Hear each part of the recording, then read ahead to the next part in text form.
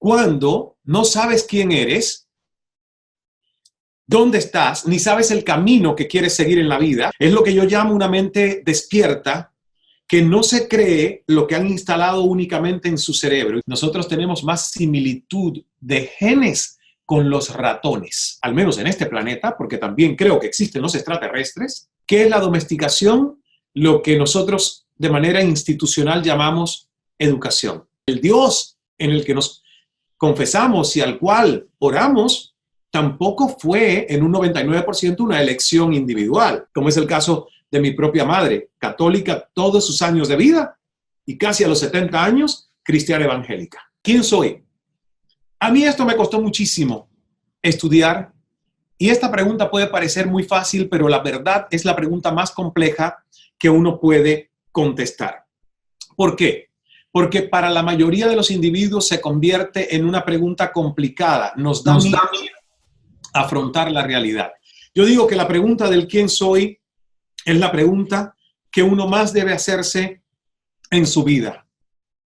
Quizás una vez al año, quizás todos los días, quizás en un estudio hasta para hacer un ensayo sobre quién eres hoy, cada 3 o 4 años. Porque la pregunta de quién soy, en este círculo que está aquí, que hay personas de diferentes edades y diferentes generaciones, la respuesta va a estar totalmente matizada por las prioridades que nosotros tenemos en diferentes momentos en nuestra vida. Pero además, ¿quién soy? Es importante porque cuando no sabes quién eres, dónde estás, ni sabes el camino que quieres seguir en la vida, la ansiedad, el malestar y el miedo pueden tomar control sobre ti.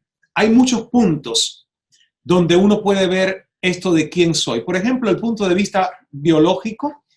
Todos sabemos que hay una teoría, la teoría evolutiva de Darwin, la teoría de la evolución de las especies, que dice que el Homo sapiens viene del chimpancé y que nosotros descendemos en una teoría evolutiva de los primates y de los monos. Como yo les digo, mi pensamiento se ha abierto tanto que puede creer, pero al mismo tiempo cuestionar el status quo. Es lo que yo llamo una mente despierta que no se cree lo que han instalado únicamente en su cerebro. ¿Y por qué digo esto? Porque recuerden que las verdades que por siglos se han establecido a través de la historia de la humanidad, ha venido luego una manera nueva de poder verificar evidencias que ha desbancado lo que por siglos se creía. Y es por eso que desde el punto de vista biológico prima entre los científicos la idea de que nosotros somos seres en una cadena evolutiva que viene de los mamíferos y en los mamíferos a los primates y a los chimpancés. Sin embargo, hay que cuestionar también eso. ¿Por qué? Porque si ustedes se ponen a analizar que nosotros como seres biológicos tenemos muchísima similitud con los chimpancés a un alto extremo que es el 90% de nuestro ADN es el ADN de un chimpancé, pero un chimpancé no puede hacer lo que nosotros hacemos. Un chimpancé no puede crear edificios, no puede soñar como soñamos los seres humanos. Un chimpancé no tiene conciencia para identificar qué le gusta y qué no le gusta de su vida y cómo cambiarlo. Pero además, fíjense qué interesante. Nosotros tenemos una relación importantísima con nuestras mascotas. El ADN de un ser humano es en similitud igual en un 84% al de los perros, que son nuestras mascotas favoritas para la mayoría de los seres humanos.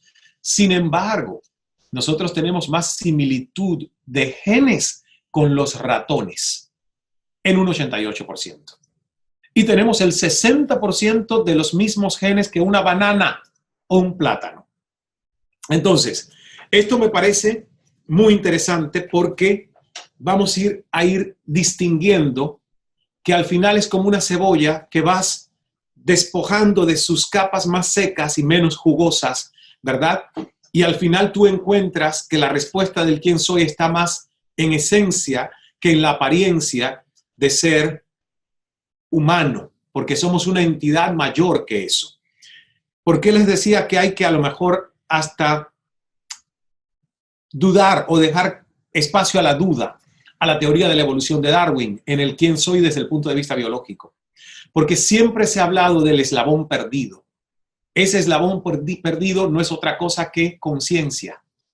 ¿Por qué los seres humanos tenemos un cerebro que desarrolló una capacidad de establecer conciencia, que es esa capacidad reflexiva de ir al pasado, comparar con el presente y construir futuro, y poder cambiar lo que no te gusta de tu conducta, de tu personalidad, de tu manera de pensar y actuar, de sentir culpa, resentimiento, emociones superiores, de poder imaginar, construir, tener visión, pero sobre todo, lo que nos diferencia en ese estado de vida consciente con el resto de los seres vivos, al menos en este planeta, porque también creo que existen los extraterrestres, pero por lo menos en este planeta, lo que nos diferencia como seres superiores de pensamiento y creación es justamente eso que todavía es hasta muy difícil de descifrar cómo se produce en el cerebro, que es conciencia.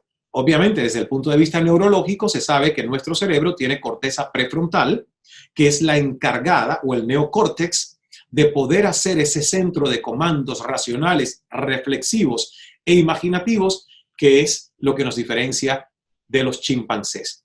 Pero además, nosotros tenemos algo desde el punto de vista existencial que no tiene ningún otro ser vivo, que es una conexión consciente de recepción y transmisión con un campo energético mayor al nuestro. Por eso existe nuestra espiritualidad, nuestro concepto de la fe y nuestro concepto de la divinidad. Desde el punto de vista humanista, somos eso que acabo de describir. Somos seres conscientes. Y seres conscientes que quiero adelantar en esta lámina con nuestra visión. ¿Por qué? Porque la libertad personal que nosotros, cada uno de nosotros tiene, es una libertad que no nos tocó a nosotros construir desde la niñez. Es una libertad que justamente habla de lo consciente y lo subconsciente. Y se forma en los primeros años de nuestra vida desde el proceso de domesticación. ¿Qué es la domesticación? Lo que nosotros de manera institucional llamamos educación. Tan simple como que nuestros padres nos educaron para que nos pareciéramos a nuestra familia y para que fuéramos seres que tuviéramos los mismos valores y principios de vida, ¿verdad?, de nuestros padres y nuestros abuelos. Entonces, es un proceso donde no queda mucho espacio a la libertad individual, sino al pertenecer a esa tribu primaria que es la familia. Pero ese proceso de domesticación va cortando las alas de la creatividad, de la curiosidad, de la libertad personal. Y ahí entra escuela, maestros, realidad circundante, idioma, porque hablamos el idioma, obviamente, de nuestra familia. Nosotros no escogemos qué idioma hablar. Alguien más, en el lugar donde nacimos, lo decide por nosotros. Nuestra religión, en un 99% de los seres humanos, tampoco fue escogida por nosotros. El Dios en el que nos confesamos y al cual oramos, tampoco fue en un 99% una elección individual. Fue casi siempre una elección heredada, con algunas excepciones, de mentes despiertas que luego hacen una decisión consciente, hasta de cambio de religión, como es el caso de mi propia madre, católica todos sus años de vida y casi a los 70 años, cristiana evangélica. Y fue un momento en el que vino y me dijo eso y para mí fue una decisión de una mente despierta porque tiene el derecho a elegir qué hacer con su vida. Entonces, si nosotros sabemos que en un 95% somos el resultado de nuestra domesticación, ¿cuál es el primer paso para entrar en conciencia? El primer paso es ser más consciente de lo interno y también de lo externo y ser más realistas con nuestros pensamientos en la observación de que nuestros pensamientos muchas veces no son nuestros. ¿Cuál es el propósito de esta primera masterclass?